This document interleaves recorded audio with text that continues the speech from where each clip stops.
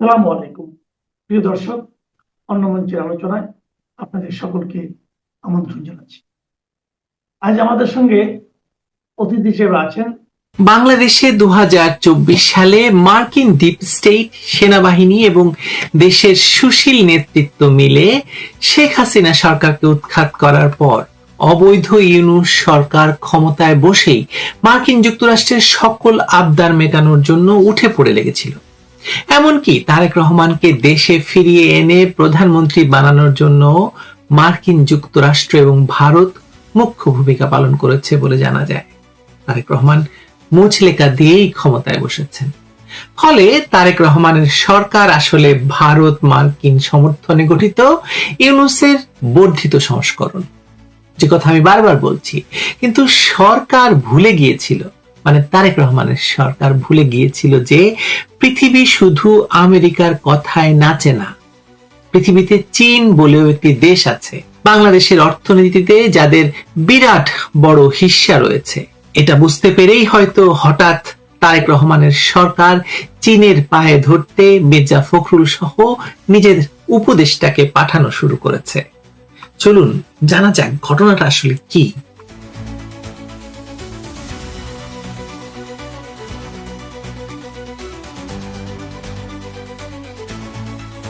আন্তর্জাতিক রাজনীতিতে সবচেয়ে বড় ভুল হয় তখনই যখন কোন সরকার ধরে নেয় যে এক পরাশক্তির কাঁধে ভর করেই সে বাকি সব পরাশক্তিকে অপ্রাসঙ্গিক বানিয়ে ফেলতে পারবে।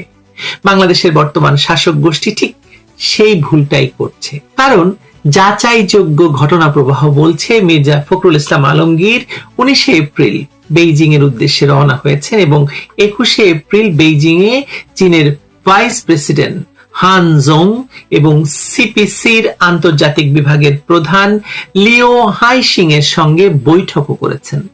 একই সঙ্গে ডক্টর রাশেদ আল মাহমুদ তিতুমির 21 থেকে 22 এপ্রিল বেইজিং এ অনুষ্ঠিত third high level conference of the forum on global action for shared ডেভেলপমেন্টে বাংলাদেশের প্রতিনিধি দলের নেতৃত্ব দিচ্ছেন।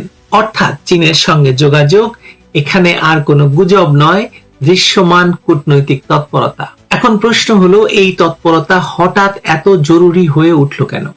কারণ অর্থনীতি, বাণিজ্য এবং উন্নয়নের অবকাঠামোর বাস্তবতা কোনো স্লোগান মানে না।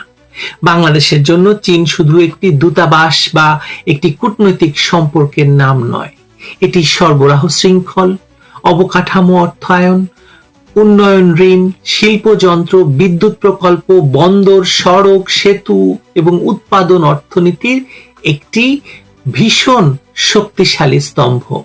কাজেই সরকার যদি প্রথমে ওয়াশিংটন দিল্লিমুখী ঝোঁকে চীনকে ঠেলে দিয়ে থাকে বা দূরে সরিয়ে দিতে চায়, আর পরে অর্থনৈতিক চাপে পড়ে আবার বেইজিং মুখী হয়, তাহলে সেটি আসলে কৌশলগত ভারসাম্য নয়, বরং কূটনৈতিক দোদুল্যমানতার প্রমাণ দিচ্ছে সরকার। মির্জা ফখরুলের সফর আর তিতুমিরের সম্মেলনে অংশগ্রহণ একই সঙ্গে ঘটছে বলে এই বার্তাটি আরো পরিষ্কার হয়ে উঠেছে। এই সংকটের আরেকটি স্তর হচ্ছে অর্থনৈতিক। আন্তর্জাতিক মুদ্রা তহবিল বা IMF এর অর্থ ছাড় নিয়ে বাংলাদেশে স্পষ্ট অনিশ্চয়তা তৈরি হয়েছে। কিছু সংবাদ মাধ্যমে বলা হয়েছে IMF এর পরবর্তী কিস্তি স্থগিত বা আটকে দেওয়া হয়েছে, আর সরকার সেই ব্যাখ্যা অস্বীকার করে বলছে ঋণ কর্মসূচি বাতিল হয়নি।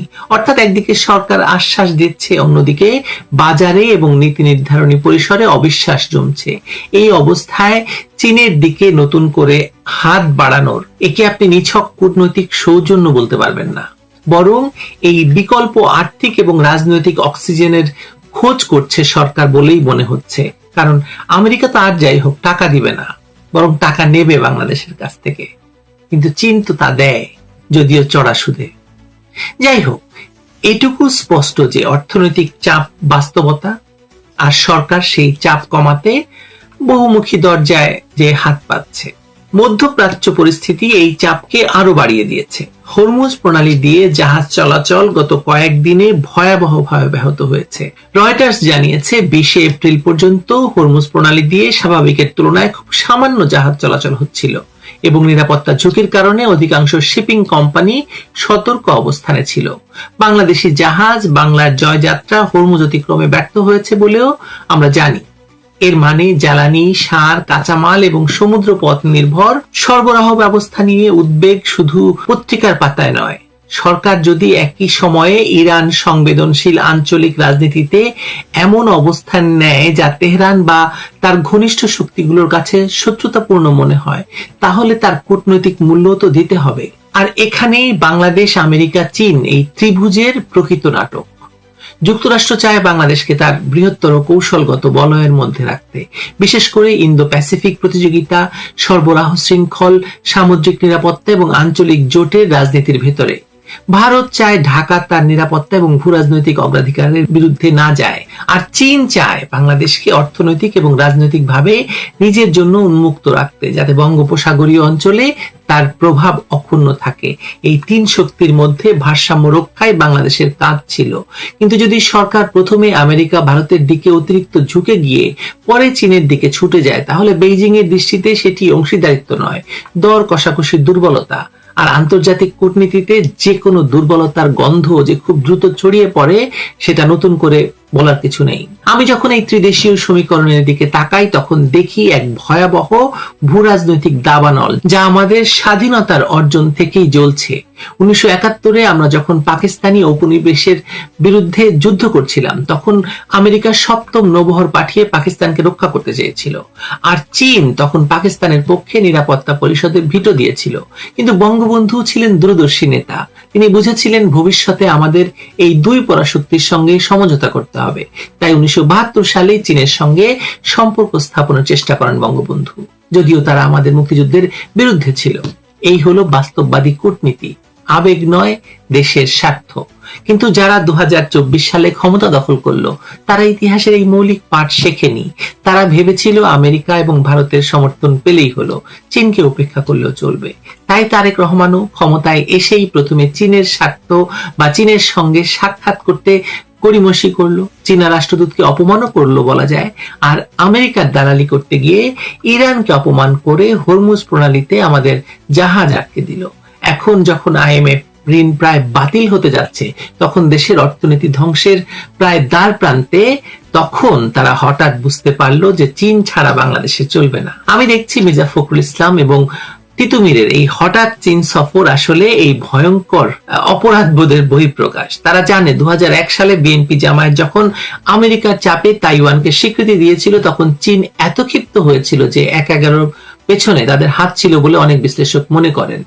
এখন ইতিহাসের পুনরাবৃত্তি হচ্ছে। আবারও বিএনপি আমেরিকার দালালি করছে, আবারও চীনকে অপমান করছে, আবারও চীন জামায়াতের সঙ্গে হাত মেলাচ্ছে। এই হলো সেই ভয়ঙ্কর চক্র যেখানে বাংলাদেশের মানুষ শেষ পর্যন্ত ক্ষতিগ্রস্ত হয়।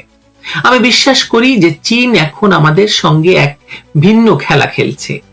তারা জানে তারেক রহমানের সরকার আমেরিকা ভারতের প্রেরণক, কিন্তু তারা এটাও জানে যে বাংলাদেশের অর্থনীতি যে চীন ছাড়া টিকে থাকতে পারবে সেটা সম্ভব নয়।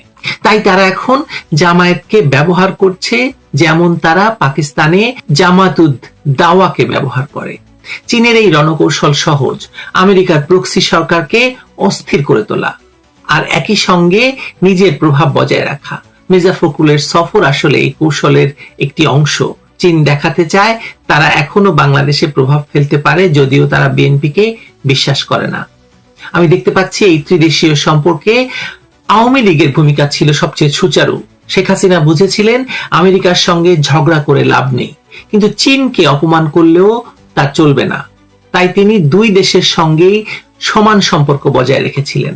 আমেরিকাকে তিনি নানা ইস্যুতে সমর্থন দিতেন, চীনকে দিয়েছিলেন অর্থনৈতিক প্রকল্প। এই হলো সেই ভারসাম্য যা বাংলাদেশকে টিকিয়ে রেখেছিল এবং বাংলাদেশের অর্থনৈতিক সাফল্য বজায় রেখেছিল। কিন্তু যারা ক্ষমতায় এসেছে, এখন ক্ষমতা দখল করেছে, তারা এই সূক্ষ্ম কূটনীতির ধার ধারছে না। তারা হয় আমেরিকার দালালি করছে, না হয় যখন প্রয়োজন তখন চীনের পা ধরছে। কোনো মাঝামাঝি কূটনৈতিক দর কষাকষির জায়গা নেই। এ কারণেই মির্জা ফখরুল এবং রাশেদ তিতুমিরের সফরকে আমি নিছক রুটিন সফর মনে করি না, বরং এটি একটি বিপর্যস্ত কৌশলকে মেরামত করার তড়িঘড়ি চেষ্টা। কিন্তু সমস্যা হলো আন্তর্জাতিক সম্পর্কের ভাঙা কাঁচ খুব সহজে জোড়া লাগে না, বিশেষত যখন অপরপক্ষ বুঝে যায় যে তাকে প্রথমে অবহেলা করা হয়েছিল আর এখন প্রয়োজনের তাগিদে তার কাছে ফিরে আসা হচ্ছে। চীন যদি মনে করে ঢাকার বর্তমান শাসক গোষ্ঠী তাকে কেবল সংকটকালে ব্যবহার করতে চায়, তাহলে প্রতিশ্রুতি পেলেও বড় রকমের আর্থিক বা কৌশলগত সহায়তা তারা সহজে নাও দিতে পারে। বিশেষ করে তিস্তা বা অন্য প্রকল্পের বা বড় প্রকল্পের মতো কড়া ভূরাজনৈতিক সংকেতবাহী বিষয়ে বেইজিং বরং তার দাম বা মূল্য অনেকটাই বাড়িয়ে দিতে পারে। দেখা যাক মির্জা ফখরুল এবং তিতুমির কি বিজয় করে আসেন চায়না থেকে। আমার মনে হয় না বরফ গলবে। ভালো থাকবেন সবাই।